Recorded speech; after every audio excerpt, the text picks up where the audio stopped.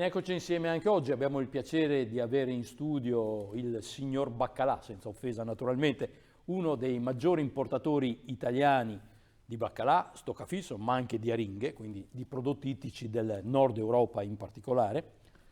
Componente di una famiglia che da 3 generazioni si occupa di questo commercio e che festeggerà nel 2020 i 60 anni di attività.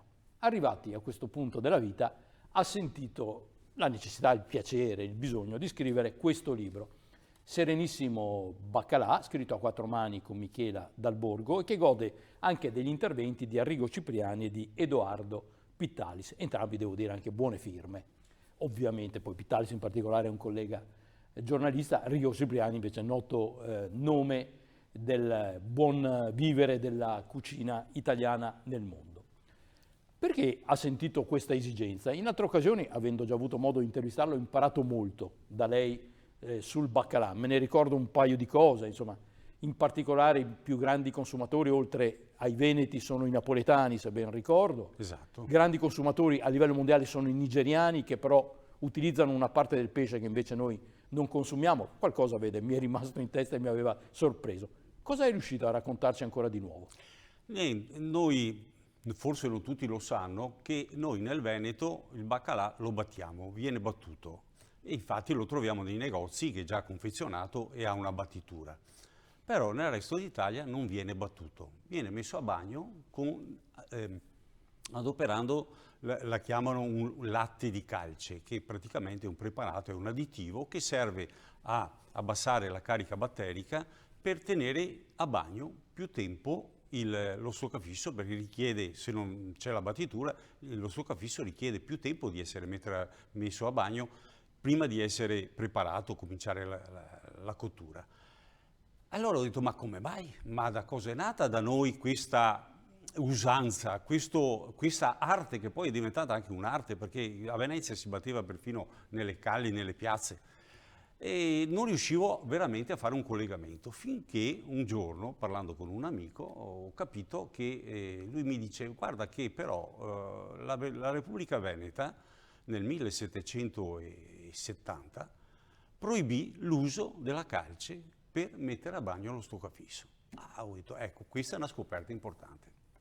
Questa è una scoperta che bisogna ampliare, perché da noi è diventata veramente, dicevo prima, la battitura è diventata un'arte, si batteva nelle calli e soprattutto anche nei mulini, nelle campagne veniva adoperata. I mulini che venivano adoperati per il normale lavoro che facevano delle farine e anche del ferro, a un certo punto vanno a battere lo stoccafisso. E così... però dovevo essere sicuro della fonte, che fosse veramente vero quello che mi diceva questo amico. E così mi sono rivolto alla Michela Dal Borgo, che è archivista all'Archivio di Stato, e lei, ho detto, fammi un piacere, prova a vedere se riesci a trovare il documento. Sì, e poi guarda un po' se riesci anche a trovare qualcosa di nuovo, chi lo sa cosa ci può... infatti ha trovato veramente una miniera di notizie e di curiosità che assolutamente andavano pubblicate.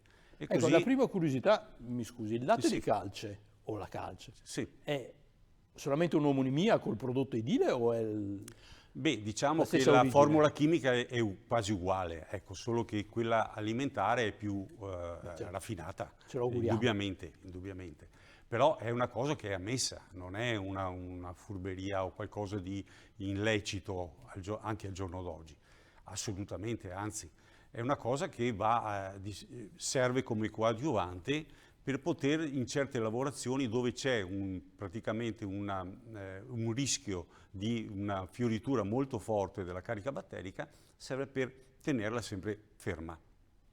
A proposito di sorprese, di novità, prima fuori onda mi raccontava che non siamo stati nel Veneto i primi a consumare il baccalà. Infatti da questa ricerca che la Michela ha fatto, cosa è emerso? Una notizia che veramente particolare, perché noi veneziani andiamo siamo ambiziosi del Querini, che sembrerebbe quasi che il Querini avesse portato il baccalà, quindi nel 1432 i veneziani cominciassero già a mangiare il baccalà, che noi baccalà intendiamo lo stoccafisso naturalmente. Invece niente di vero. Bisogna aspettare il 1586-87 in cui un Marco Manart fa una supplica al Senato veneziano in cui chiede uno sconto praticamente sui dazi che si pagavano allora sulle merci per un prodotto che a Venezia ancora non era commercializzato. Qual era questo prodotto? Il prodotto era un prodotto proprio lo stoccafisso. Arrivava qualcosa al nord, ma non arrivava via mare. Infatti Manart dice addirittura che questo prodotto era già consumato a Trento e nelle zone vicino a Trento. Quindi la palma, diciamo, se possiamo dare una palma dei primi, la dobbiamo qua dare ai trentini. Lo stoccafisso arrivava naturalmente dall'Olanda e dalla Germania, dove abbiamo addirittura delle qualità, delle selezioni dello stoccafisso che prendono il nome da olandese e bremese. Il stoccafisso deriva poi da stockfish. Stockfish, esatto.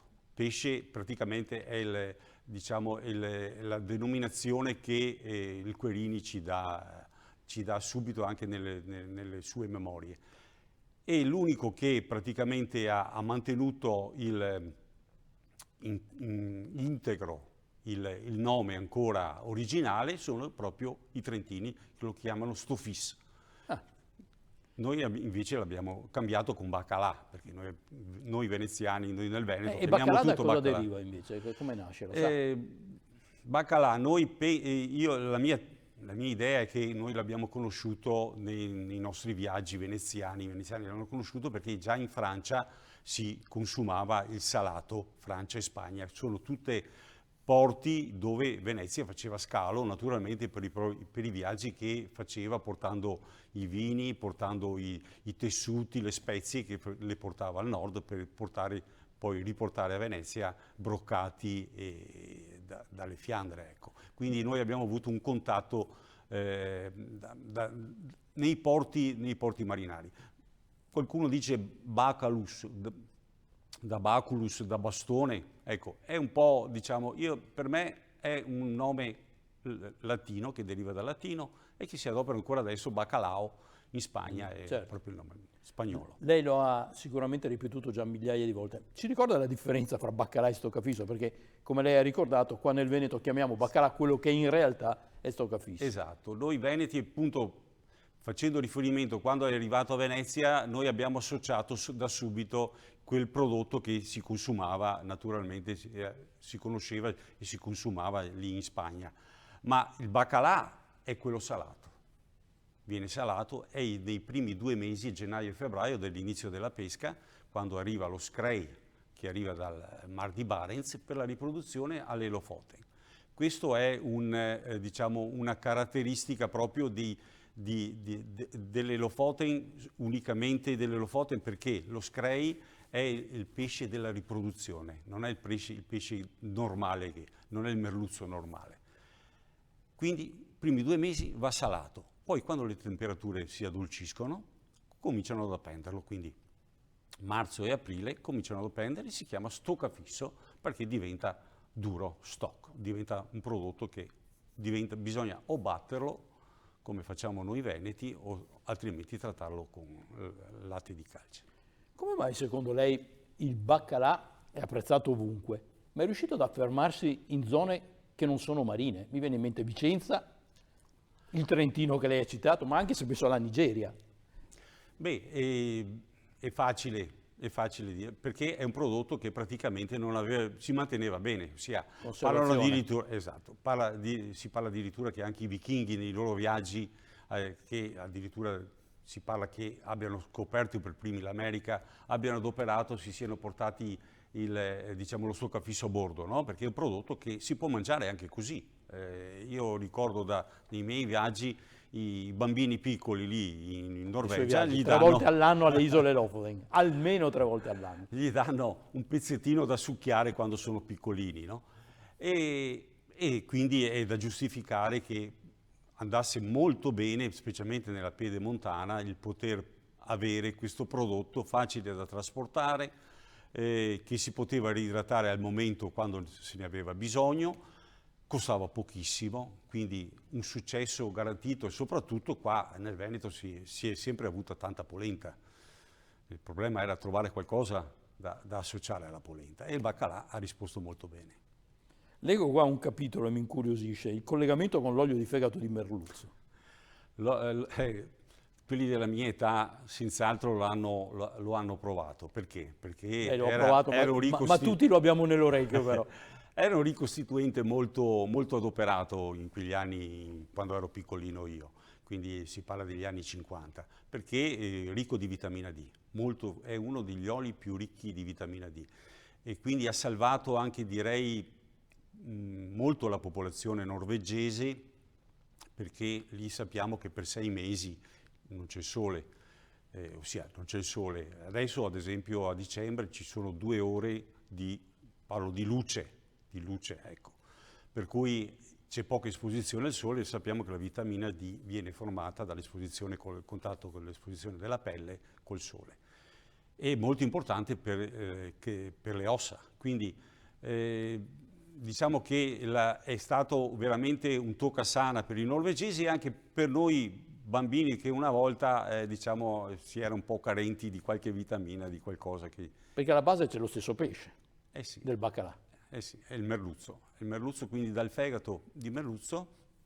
Adesso c'è ancora un stabilimento che lo produce, viene naturalmente confezionato in piccole pillole che sembrano delle gocce, e diciamo viene adoperato. Io lo prendo, ad esempio, quando vado su lo prendo. Beh, ci mancherebbe altro, il signor baccalà continuo a prenderlo. Per concludere, però, se l'olio di fegato di merluzzo, come lei diceva, ha salvato tanti norvegesi, in realtà il baccalà arriva solo dalle isole Lofoten, giusto?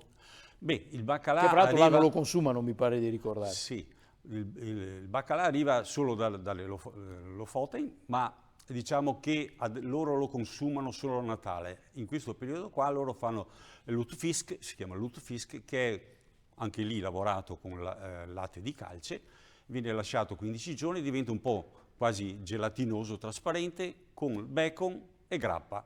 Questa è la loro ricetta. Però Naturalmente i bambini non gliela danno, perché non è una cosa che si possa dare a tutti, ma è l'unica ricetta con cui loro lo mangiano, quindi assolutamente. In Nigeria invece è stato portato dalle grosse compagnie, diciamo così, che lavoravano cotone, perché dovevano dar da mangiare agli operai.